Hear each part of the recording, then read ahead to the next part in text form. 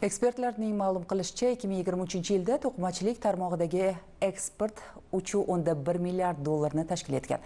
Bu yil yana 3 ta yangi bozorlarga chiqilib, eksport geografiyasi 83 ta davlatga yetdi. Endilikda to'qimachilik yo'nalishida xom ashyo emas, balki tayyor mahsulot eksportiga e'tibor qaratilmoqda. Hozirgi lavhamizda sohada amalga oshirilayotgan ishlar va galdagi vazifalar xususida so'z boradi.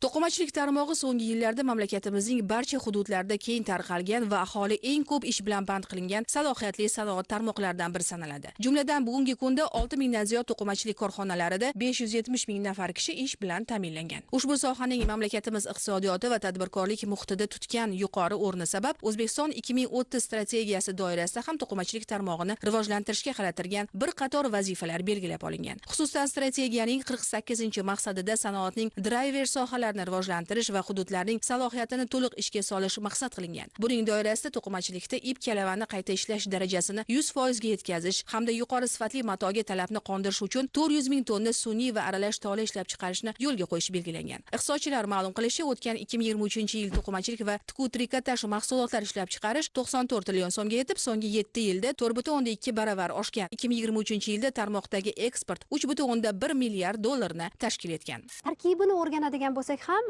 bu quvonarli statistikalarni ko'rib o'tishimiz mumkin. Ya'ni bundan 4 yil oldin tayyor to'qimachilik mahsulotlari eksport tarkibida 16% gagina teng bo'lgan va aynan 23-yil yakunlarini e'tibor beradigan bo'lsak, bu 41% gacha ko'tarilgan. Lekin shu bilan birga aynan kamchilik sifatida aytib o'tishimiz kerakki, paxta xomashyosi eksport to'xtatilgani bilan hali hanuz eksport tarkibida xomashyo, ya'ni yarim tayyor mahsulot, ya'ni kalava ipni eksporti hali hanuzgacha 41% ni tashkil etyapti.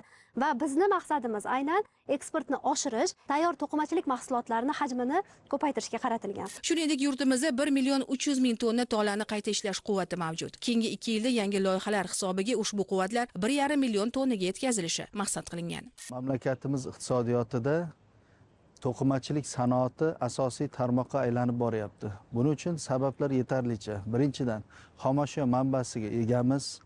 Bu xomashyoni qayta ishlash bo'yicha ozmi ko'pmi tajribaga egamiz va mana shu to'qimachilik sanoati korxonalari bizda bugungacha faoliyat ko'rsatib kelyapti. Birgina o'sha Farg'ona misolida oladigan bo'lsak, Farg'onada tayyor to'qimachilik mahsulotlarning eksport hajmi joriy yilda 2,4 baravarga oshgan.